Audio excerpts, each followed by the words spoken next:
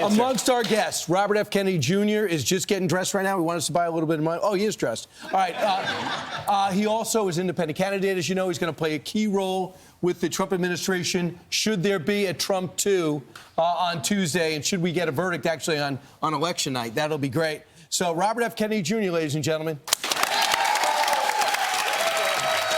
Good morning.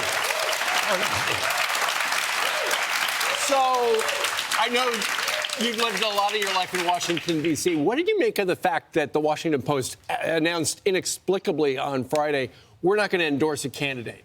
And then Jeff Bezos has come out and he said, you know what? We want people to decide on their own. The Washington Post, when I was little, did not endorse candidates, and it only started doing that recently. The problem I have with the Washington Post is the bias in the newsroom. Front page. Right. Because traditionally, you would have an unbiased reporting by the New York Times and the Washington Post, and then the editorial board would meet and vote, and they'd endorse a candidate, and there was supposed to be a Chinese wall between them. But in recent years, they have become blatantly partisan, and I think that's a tragedy for the news because there's really, there is very, very few sources of nonpartisan news left. Except, of course, right here. All right, there you go. Good answer. How do you feel, though, about the media at large, though? Painting the Trump supporters that you were at that event in New York, at Madison Square Garden. They're painting them all as Nazi supporters, as racist. And this used to be your party. It used to be the part of inclusion, of open debate. But that's changed. Why? Yeah, at the beginning of this campaign, I made a statement about Anne Frank during a speech, and I wasn't referring to saying anything reminded me of Nazism. I was talking about the rise of totalitarian systems of AI and facial recognition that give totalitarian systems the capacity to control so much of our behavior and to surveil us. And for about 5 months after that, I was called an anti-Semite for invoking the Nazi era. And here you have the leading Democrats in the last couple of weeks and the press. MSNBC has been really appalling. Insane. Mm-hmm. And the vice president. And there's no link between, I don't even think Madison Square Garden existed in 1939. Right, it came 1968, it moved to Penn State. Right, so they're invoking this 1939 meeting of Nazis, and they're saying that somehow this is a reunion. And you go in that, there was a joke made during the speech by one comedian, and the crowd, I was in the crowd at that time, and they groaned.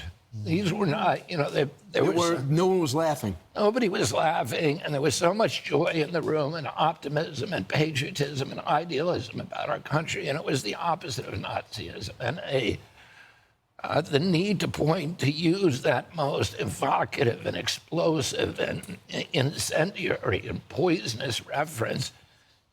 And it's being used across the top ranks of the Democratic Party. It's Hillary Clinton, it's Kamala. I think it's bad for our country. And by the way, so many of us, when we were kids in this country, were asked to consider the moral quandary. Would you, if you could go back in time, would you kill baby Hitler before he could do all the damage? And most of us answer, yeah, we would do that. So when you compare an American political figure to Hitler, who was about to become president, the kind of people who are already a little unstable, you're really suggesting to them that this man should be killed before he gets into office. President Trump brought that up yesterday. He goes, you guys going to get me shot again? And he goes, when I was younger, my dad told me never bring up that word, Nazi, in my house. And now I'm being called it. And he said, you're going to get me shot again. Right. By the way, they did a study. They said, how many people have a great deal, if not a fair amount of trust in the media? Only 31% said yes, they trust the media. That was at 40% in 2012, and it used to be over 70%. When my uncle was president, it was 85%. 85? When you had Walter Cronkite and people like that. And the media is really focused on telling the truth to the American public. When your uncle was president, 6% of Americans had chronic disease. Now it's 60. Add a zero to that. Yeah. You've talked a lot about this. You walked in here and you gave everyone in the audience these Make America Healthy Again hats. As a mom, as Americans, we appreciate what you're doing because we're getting older and we're thinking about, we want to live a long life. We want to see our grandchildren. I want to see my grandchildren walk down the aisle. You go to Europe and you might eat pizza in Italy and you don't feel bad and you don't gain weight. We want to know why that happens here in America and what you're going to do. But first, let's play the soundbite. This is Donald Trump at the rally at MSG. Look, we're not going to let him go too crazy, Elon, with the oil and gas stuff. And, because Robert F. Kennedy cares more about human beings and health and the environment than anybody. And he's going to be absolutely, having him is such a great honor. I've been friends of his for a long time. And I'm going to let him go wild on health. I'm going to let him go wild on the food. I'm going to let him go wild on medicines. The only thing I don't think I'm going to let him even get near is the liquid gold that we have under our feet. What was your reaction to that? Well, he always says that, and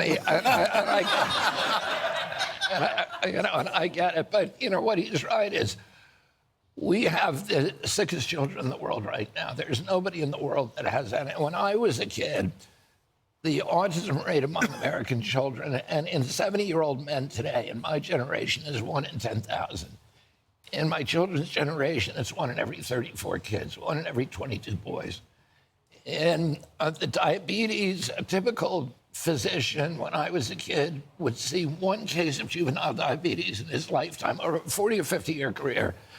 Today, 1 out of every 3 kids who walk through his office door is diabetic or pre-diabetic. And it's costing us $4.3 trillion a year. It costs we paid zero for chronic disease when my uncle was president. Today, it's the biggest expense, 5 times our military budget. It's easy to fix. We have 1,000 ingredients in our foods that are illegal in Italy and other countries in Europe. And the reason for that is corruption. At the food industry and the agriculture, big agricultural producers control FDA. And so they're not worried about public health. They're worried about advancing the mercantile interests of those corporations, and they've let them do things. The companies, the big cereal companies, make 2 kinds of cereals. Like Fruit Loops in our country is just loaded with chemicals and food dyes that are carcinogenic, that they're going to cause ADHD in your kids. If you go across the border to Canada or to Europe, you have the same product, but it has no dyes in it. Right. It has good ingredients. So these companies know how to do it. Right. If they can get away with it here. Do you know how you'd approach fixing it? I want to talk that. I want you to answer that, but first I want you to go to the studio audience. James, you're over there. You have a question for Robert F. Kennedy Jr.? Absolutely. Thank you so much for just taking our questions and being here. But we all know that access to healthy foods is not always easy or affordable for many. What are some ways that you hope to change this? Yeah. Well, first of all, I would say that you cannot afford to eat bad foods because it's going to affect your health and you're going to pay later on. And, with food, we can solve the diabetes crisis. Most people who have diabetes or pre-diabetic can be cured with good food. And if they choose instead to be cured by Ozempic, the government then pays $1,500 a month for the rest of their lives. And with a fraction of that, we could give everybody organic foods 3 meals a day in this country. What I would do is, the first thing I do isn't going to cost you anything because I'm just going to tell the cereal companies to take all the dyes out of their food. It seems And pretty give simple. us the same cereal. By the way, President Trump was cooking him at McDonald's the other day and giving people French fries. And people criticized me, and they said, well, he's out there giving fast food. And I said, I don't have anything against fast food. I'm against food that has seed oils. When I was a kid, McDonald's was made with tallow fat. That was good for you. And your body needs that. It makes you healthy. Great. Why aren't we making it with tallow fat again? In England, McDonald's has a McDonald's French fry has 3 ingredients in it, like potato, sugar, and some oil or tallow. Yeah, salt. Sorry, potato, salt, and some telefat. In our country, it has 17 ingredients. Wow. Oh, and none of them are good for you. Okay, well, obviously something's got to give. Lynn, right in the front row, RFK, has got a question for you. Lynn? Hi. I grew up a Bostonian where the Kennedy name is sacrosanct. How did you get the courage to stand up against the liberal media and your famous family? Well, I was led one thing to another. I saw what the truth that was happening to our kids. And I had to make a choice between whether I was going to try to help people get healthy again. And then there were other reasons that I left the Democratic Party. The party that I grew up with was the party of peace. It was the party of constitutional rights and civil rights. It was the party of that stood up to Wall Street and the big corporations. Today's Democratic Party is the party of war. It's the party of censorship. It's the party of surveillance. It's the party of big tech, big ag, big banking, the military-industrial complex, and big ag, and big food, and big pharma. And so I didn't leave the Democratic Party. The Democratic Party left me. You tried to run as a Democrat, and they locked you out. They wouldn't put you on the ballot. I think we have one more question. Where's Janelle? Is Janelle on this side of the room? Hey, Janelle. What is your question? About 100,000 schools participate in the USDA's national lunch program during the year. If you're given a position by the Trump administration in the agricultural department, what will you do to improve school lunches? I'll get processed food out of school lunch immediately. About half the school lunch program goes to processed food. About 70% of food stamps go to processed food. 10% of food stamps go to sugar drinks, to sodas. We're creating diabetes problem in our kids by giving them food that's poison, and I'm going to stop that. Robert, we got to let you go. But quick question. You were talking about the difference from the McDonald's here versus another country, or the Fruit Loops here versus another country. What's the reason why? Yeah, if they know how to make it already, why aren't we doing it? It's because it's cheaper for them to put the chemicals. It's a cost. Yeah, and President Trump wants to get the chemicals out. And he wants to make us healthy because in the long run, that's cheaper for our country. Right. It's America. America is the best at everything. We need to be the best at food, too. There you go. Ladies and gentlemen, RFK Jr. I'm Steve Ducey. I'm Brian Kilmeade. And I'm Ainsley Earhart. And click here to subscribe to the Fox News YouTube page to catch our hottest interviews and most compelling analysis.